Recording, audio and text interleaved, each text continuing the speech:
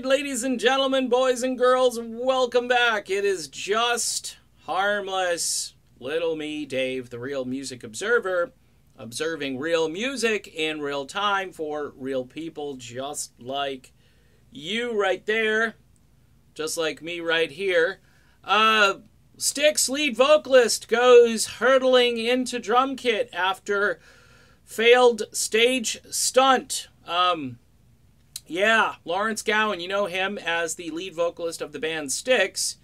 He has been in that position for nearly 2 decades now. Pictures of Lawrence Gowan revealed a large gash on the side of his head and blood kind of dripping down.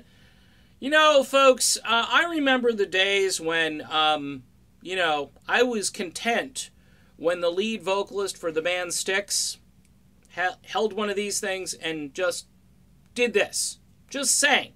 That's all he had to do was sing into the microphone, and that's what Dennis DeYoung used to do. And, look, most Styx fans are not looking for stage antics like, say, Gene Simmons, Paul Stanley. They're not looking for Kiss. Styx and Kiss, even though they kind of sound a little bit alike,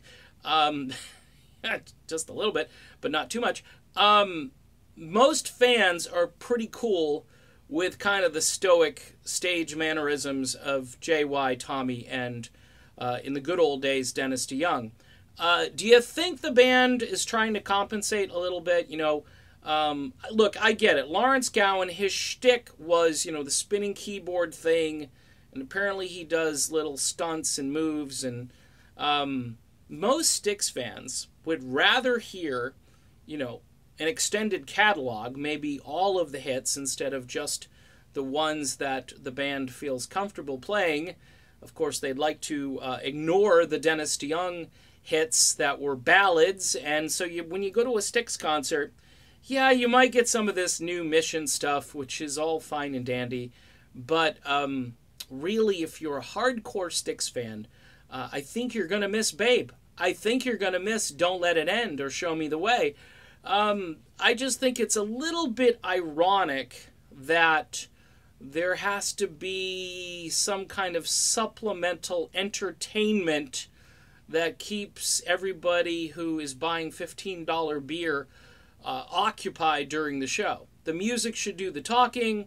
Dennis DeYoung, I think that's another reason Dennis DeYoung has kind of gone rogue in the sense that he is now your mild-mannered rock star. He doesn't dress like a rock star. He doesn't strut around like a rock star. He just is Dennis. And if you don't like that, he says, tough with it. And I think there are a lot of people who are aging gracefully, like myself, who attend these shows and who really want to just hear the music the way it was played on the radio 20, 30, 40 years ago. Yikes. But in the case of this particular accident, it just seems that maybe these guys are trying a little too hard on the, the WWE side of things, and maybe they ought to just stick to, playing music and staying put and keeping the keyboard stationary.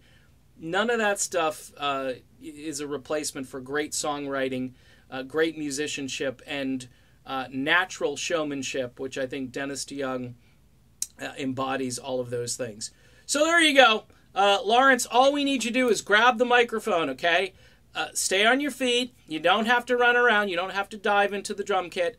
You can just sing, and people will, they'll probably be fairly happy. Unless, of course, they're looking for Dennis, in which case they should go see Dennis DeYoung and the music of Styx as he performs live in concert, which he'll be doing soon. Hopefully in a town near you. Talk to you later, Styx fans.